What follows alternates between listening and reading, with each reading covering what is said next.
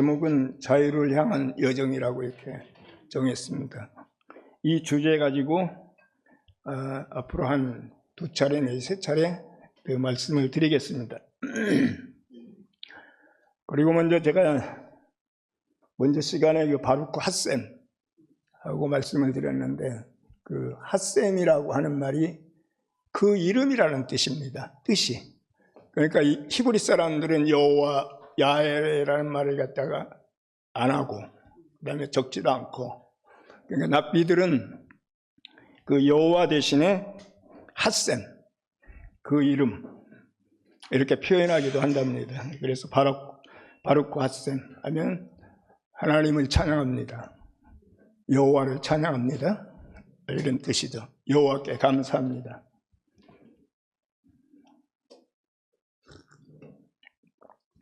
신명기 30장 19절을 제가 한번 읽어보겠습니다.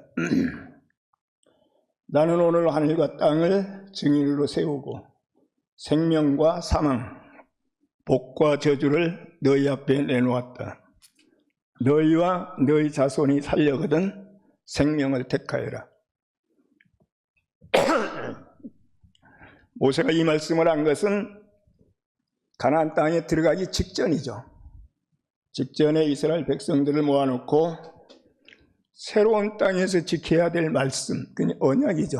언약과 새로운 삶에 대해서 어떻게 살아야 될지를 갖다가 선포하는 말입니다. 시내산에서 언약을 받았지만 그 언약은 이미 이제 40년이라는 세월이 흐르면서 낡아졌어요. 그리고 그 지금 가나안 땅에 들어가려고 하는 그 세대하고는 시내산 언약을 들은 사람들이 아니죠. 그리고 이제 시대가 바뀌고 상황이 바뀌니까 이제 언약도 아마 수정을 했을 겁니다. 그래서 모세는 시내산 언약과 똑같은 언약을 신명기에서 선포하고 있는 것이 아니에요. 새로운 세대를 위해서 새로운 말씀, 그 새로운 삶을 위한 말씀을 갖다가 선포하는 것이 신명기죠. 생명과 사망, 복과 저주가 너희 앞에 있으니 택하라 하는 이야기죠. 생명을 택하든지 사망을 택하든지 택하라 하는 이야기입니다. 그러면서 생명을 택하여라. 너희와 너희 자손이 살려거든 생명을 택하여라. 이렇게 이야기합니다. 신명기 23장 7절에 보면 애굽 사람을 미워하지 말라 하고 이야기합니다.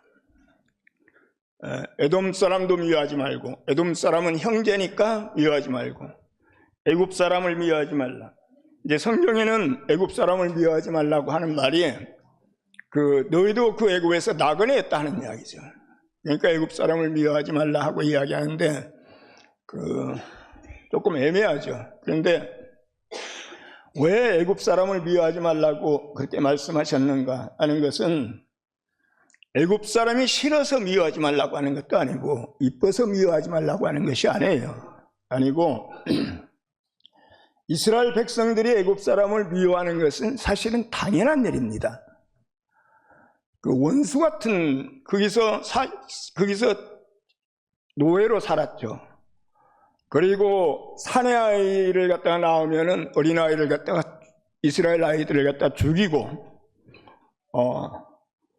그리고 평생 동안을 갖다가 종살이하면서 이렇게 살았어요. 그리고 그동안에 얼마나 많은 학대와 멸시를 당했겠습니까? 그런데 애굽 사람을 미워하지 말라고 해요. 이건 그러니까 인류애를 선포하고 있는 말씀이 아닌 겁니다. 애굽 사람들이 너희를 그렇게 미워하고 학대했지만 너희는 원수 갚지 말라 이런 말도 아니에요. 사실은 그게 그렇게 하란다고 해가지고 그렇게 되겠습니까? 미워하지 말라고 하는데 그 당한 것을 생각하면 미워하지 않을 사람이 어디 있겠냐 하는 이야기죠. 그런데 이제 우리가 잘 보면 내가 누구를 미워하면 그 미워하는 시간 동안에 나는 누려야 될 것을 갖다 제대로 누리지 못합니다. 그러니까 이스라엘 백성들은 애굽에서 노예로 생활하다가 해방이 되어가지고 자유를 찾아서 나온 사람들이에요. 자유를 얻고 나온 사람들이라 하는 이야기죠. 자, 지금 이제 자유자가 됐는데 내가 애굽을 그대로 미워하고 있으면 내가 누리는 자유를 갖다가 상실하게 돼요. 그 시간 동안만이라도.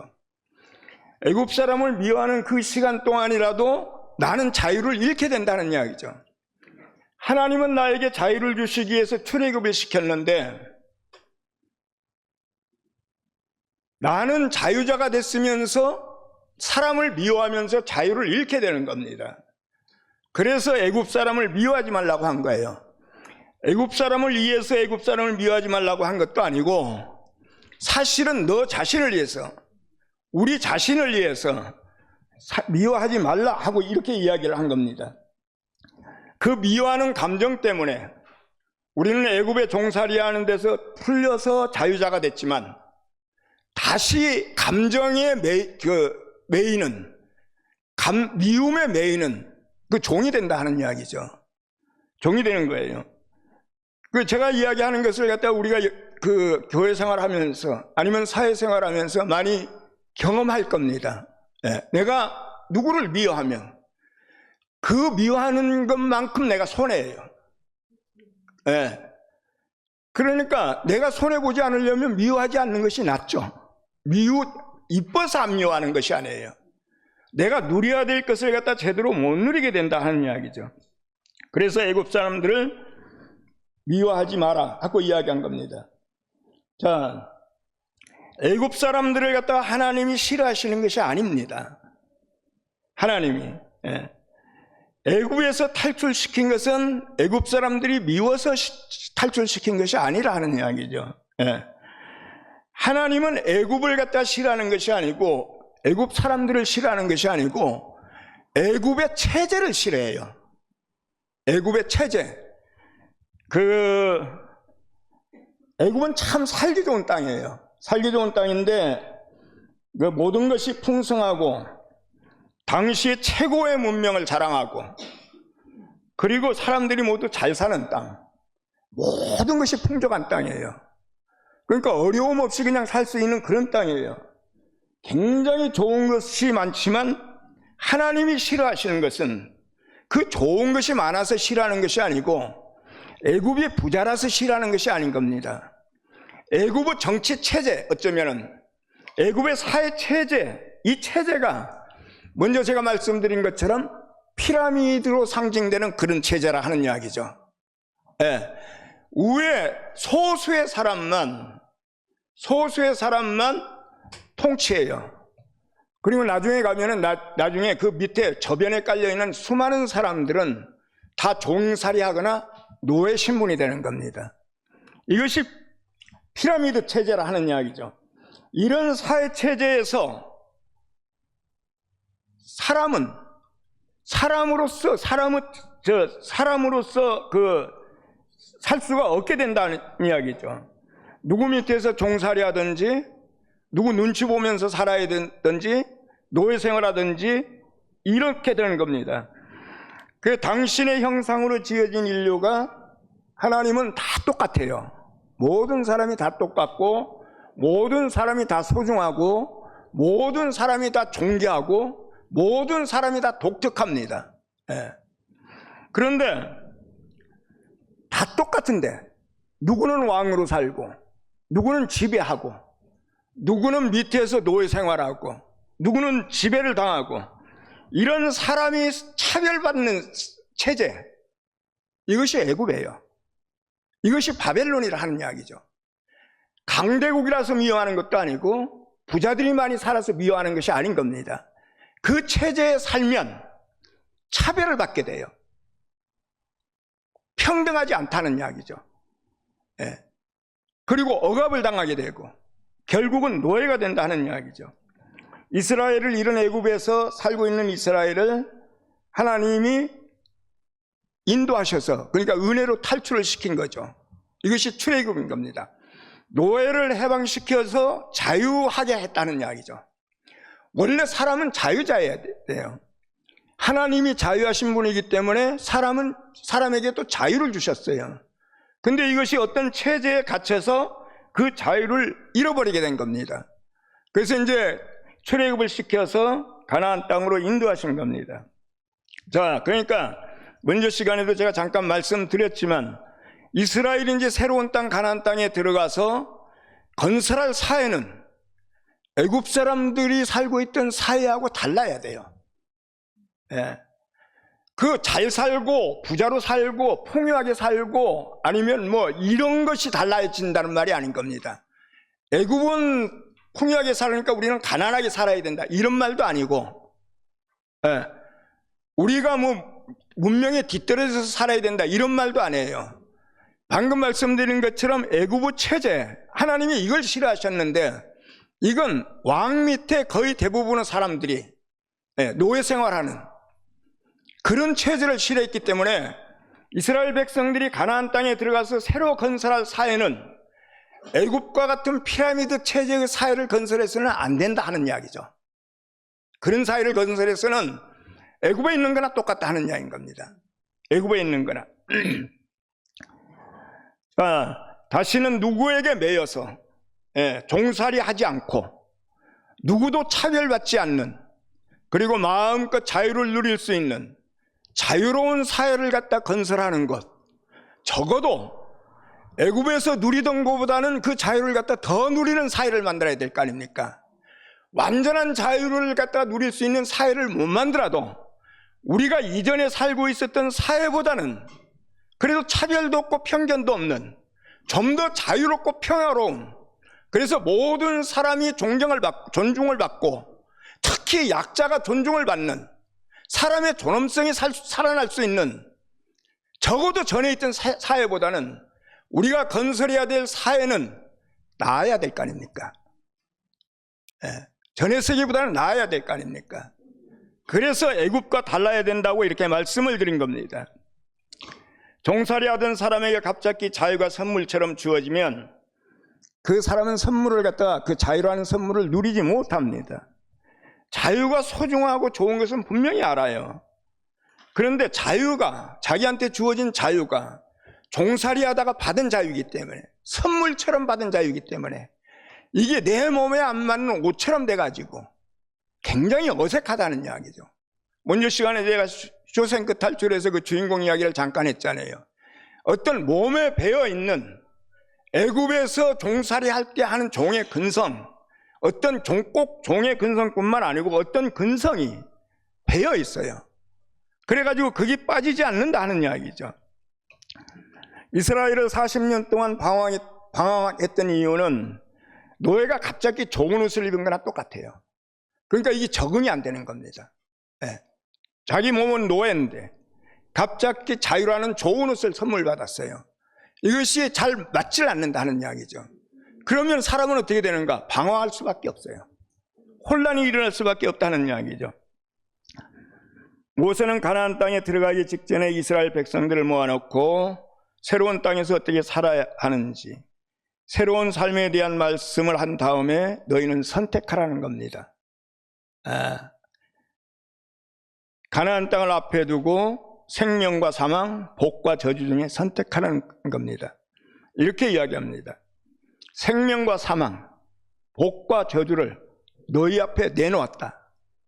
너희 앞에 생명과 사망, 복과 저주가 있다는 이야기죠. 그런데 지금 가나안 땅에 들어가기 직전에 이스라엘 백성들 앞에 놓여 있는 것은 뭐죠? 가나안 땅이에요.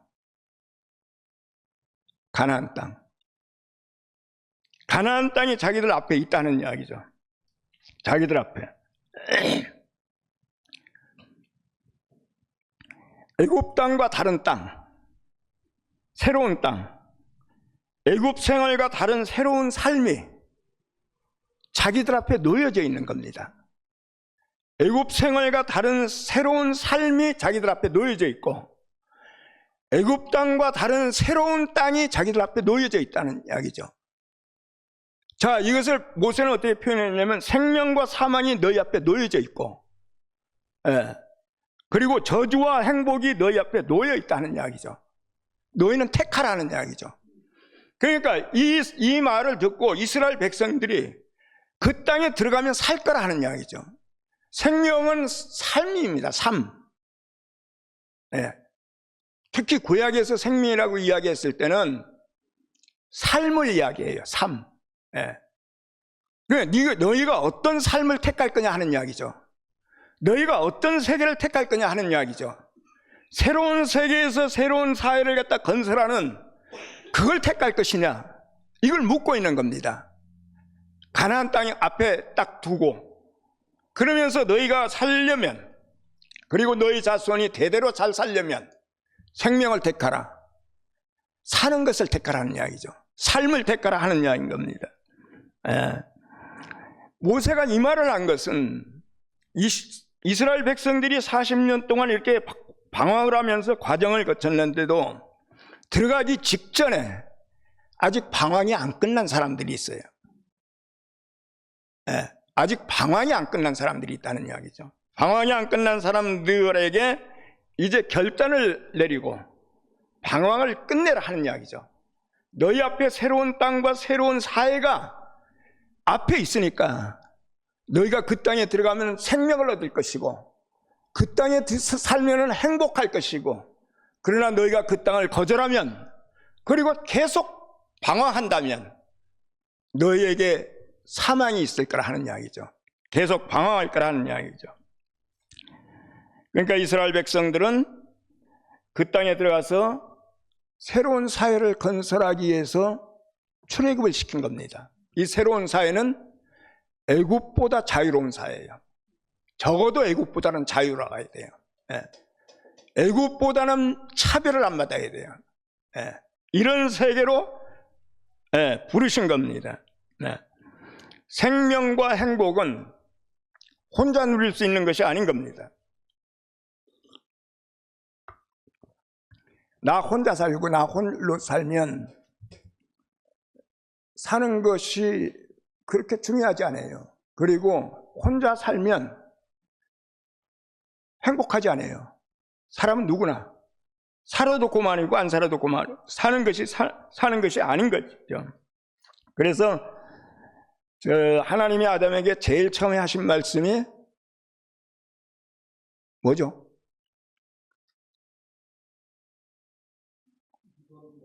사람이, 그렇지 않죠.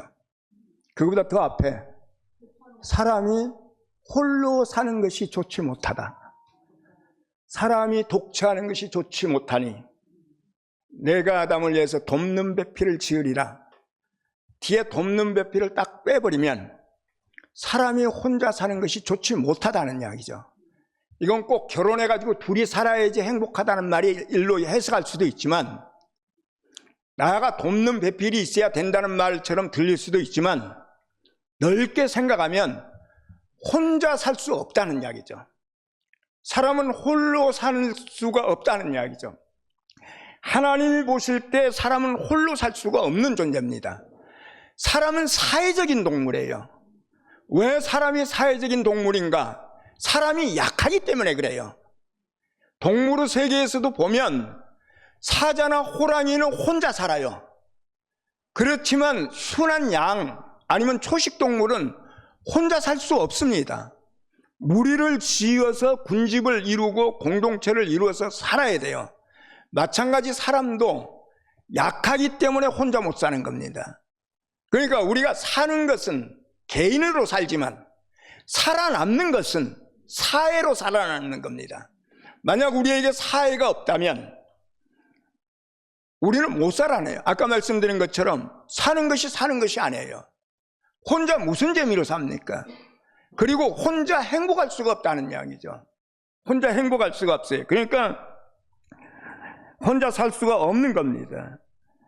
자, 우리는 사회를 이루어야지 사람으로 살아남는다 하는 이야기죠. 교회도 사회입니다.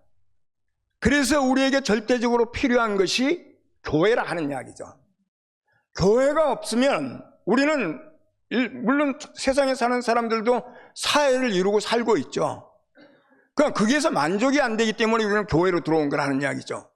더 질 높은 사회, 더 자유로운 사회, 세상보다는 더 차별이 없는 사회, 이것이 교회 아닙니까? 세상 사회하고 비교했을 때 우리는 세상의 사회보다도 훨씬 더 좋은 사회로 부름을 받아서 들어왔어요.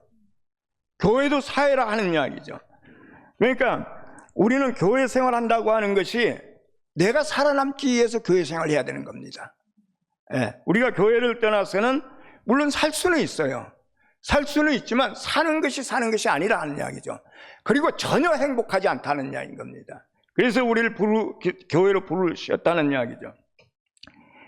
사사시대 말기에 이스라엘 백성들이 사무엘한테 와서 그렇게 이야기합니다. 당신도 늙었고 당신 아들은 형편없고, 사사시대에는 사사들을 다 이렇게 가지고 그 통치하면서 이렇게 이스라엘이 살아남았죠. 근데 사무엘도 마지막 사사나 마찬가지예요. 마지막 사사는 아니지만 사사였어요. 사사였는데 당신 늙었다는 이야기죠. 당신 아들은 형편없다는 이야기죠. 그리고 우리가 계속 사사시대에 이렇게 침략을 당하는 것을 보니까 우리도 다른 나라들처럼 왕을 세워주십시오. 우리가 왕을 세워주면은 우리가 이렇게 침략당하지 않을 것이고, 우리가 이렇게 연약하게 당하면서 살지 않을 것이고, 왕이 우리를 갖다가 다스리게 해주십시오. 그렇게 이야기합니다. 근데 사무엘이 하나님께 하려고 했는데 하나님도 왕 세우는 것을 반대하고 사무엘도 왕 세우는 것을 반대합니다. 예.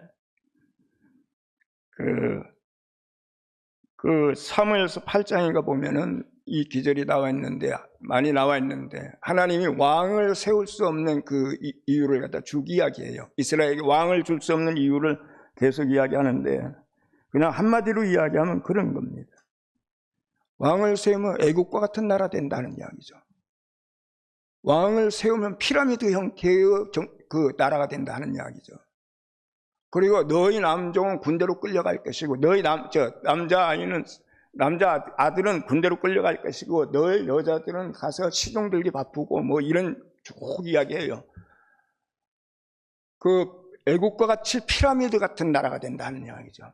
그래서 왕을 세우는 것을 갖다가 거절하셨는데, 그 백성들이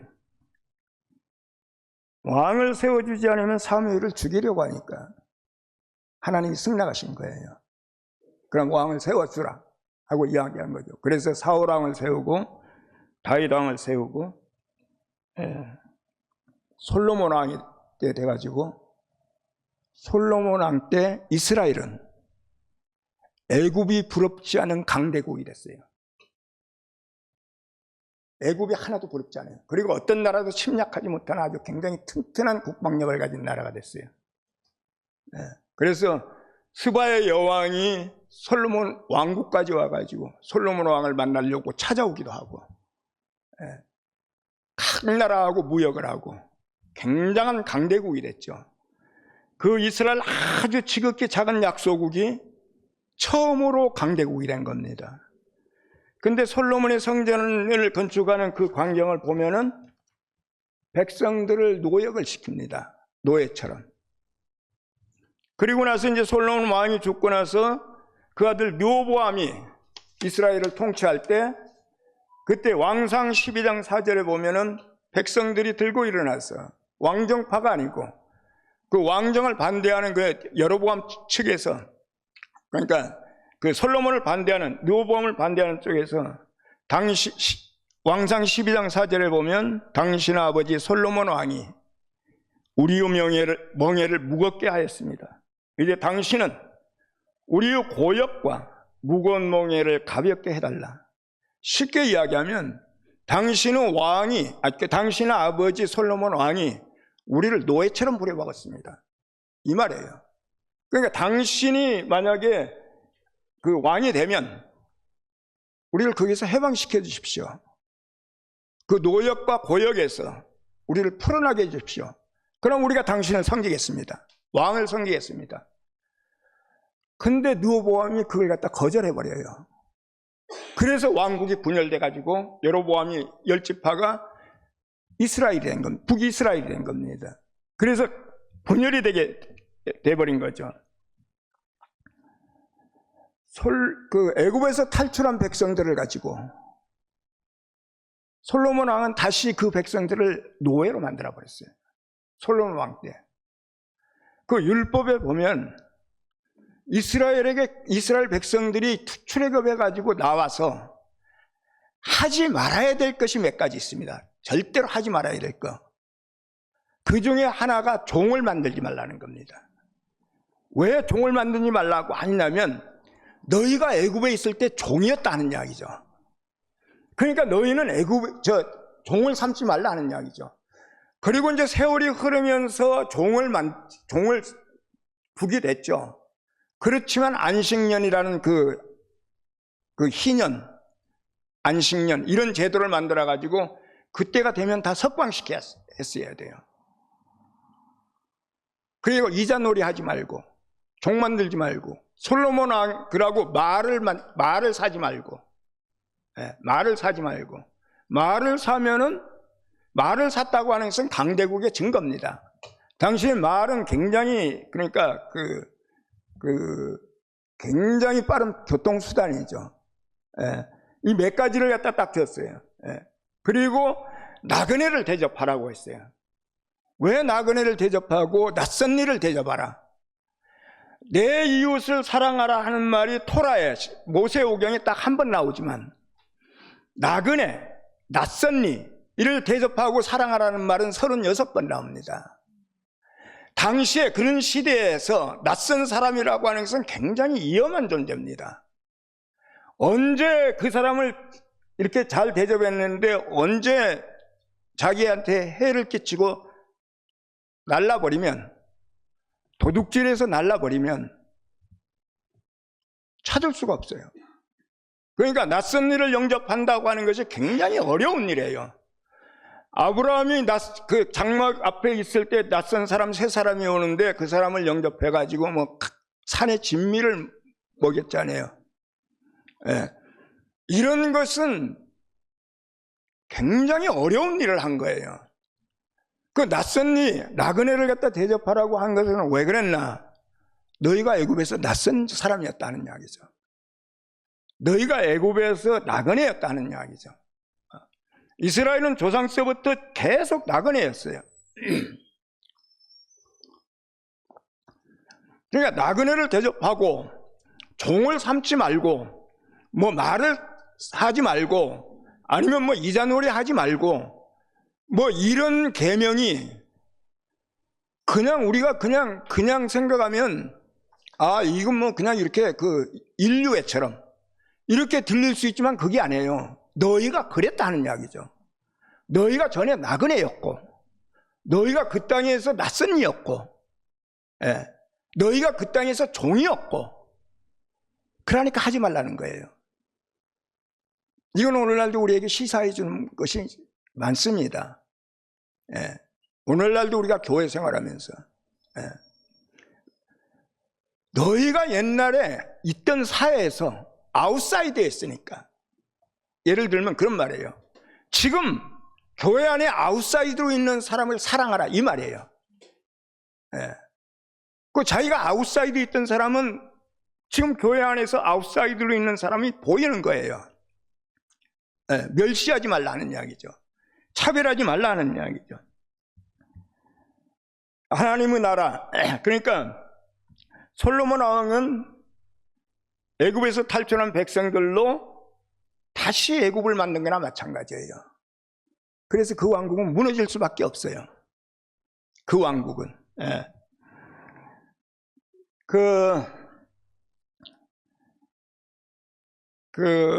우리는 이제 하나님의 나라하고 하나님의 사회라는 말을 이제 동일시할 수가 있습니다. 그리고 하나님의 입장에서 보면 하나님의 나라나 하나님의 사회는 같은 의미인 줄도 몰라요. 그런데 사람 안에서 우리가 보면 하나님의 나라를 이야기하면서 애국과 같은 나라를 꿈꾸면 그건 하나님의 나라가 아니에요. 그렇잖아요. 그러니까 사무엘이 왕을 요구했을 때 왕을 주는 것을 반대했던 하나님은 이스라엘이 왕국이 되는 것을 원하지 않았어요. 이스라엘이 하나님의 사회가 되기를 원했다는 이야기죠. 사회하고 나라는 구별이 돼야 됩니다. 우리가 교회를 하나님은 나라라고 이야기하는데 그건 틀린 말은 아니지만 자칫 잘못하면은 세상 나라하고 비슷하게 생각할 수가 있어요. 그래서 이 용어를 쓸 때 좀 신중해야 될 거라고 생각을 합니다. 우리는 하나님의 나라, 왕국을 건설하기 위해서 이 땅에 모인 것이 아니고, 이 자리에 모인 것이 아니고, 하나님이 통치하는 사회를 이루기 위해서 이 땅에 온 겁니다. 이 사회 안에는 계급이 없어요. 나라 안에는 계급이 있는 겁니다. 계층이 있고, 지배자가 있고 통치자가 있고 지배받는 사람이 있고 그렇다는 이야기죠. 근데 사회는 약한 사람들이 모여가지고 어울려서 사는 거라는 이야기죠. 그리고 여기서 자유를 누리고, 여기서 우리가 인간의 존엄성을 회복하고 인권을 회복하고 차별받지 않고 어떤 사람이 무슨 말을 해도 다 용납할 수 있는 이런 사회, 이게 하나님이 통치한다고 하는 것이 보이지 않지만 이게 하나님이 통치하는 사회입니다. 우리는 이 사회를 위해서 부르심을 받았다는 이야기죠. 애국과 같은 나라가 다시 돼서는 안 되는 겁니다. 적어도 완벽한 사회가 될 수 없지만, 이상적인 사회가 될 수 없지만, 아까 제가 말씀드린 것처럼 전에 우리가 있던 세계보다는 더 좋은 사회, 더 살기 좋은 사회, 더 자유로운 사회를 만들려고 우리가 여기 모인 거 아닙니까? 우리가. 그래서 오늘은 여기까지 하겠습니다.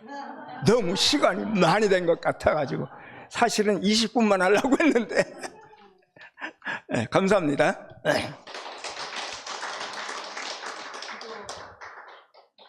혹시 질문 있어요?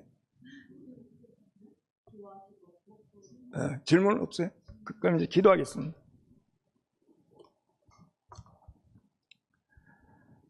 거룩하신 아버지 하나님, 우리를 억압받고 내가 사람으로서 사람으로 존중을 받지 못하는 차별과 편견이 있는 세상에서 우리를 탈출시켜서 이런 새로운 사회, 새로운 땅에서 새로운 사회를 건설할 수 있도록 인도하신 것을 감사드립니다. 우리가 이 자리에 있는 것은 하나님의 사회, 하나님이 생각하시는 이상사회, 이것을 위해서 이 자리에 있으니 우리에게 분명한 소명을 주시고 우리에게 더 살기 좋은 사회, 더 행복한 사회, 이런 사회를 건설할 수 있도록 힘을 주시기를 원합니다. 거룩하신 예수의 이름으로 기도드리옵나이다.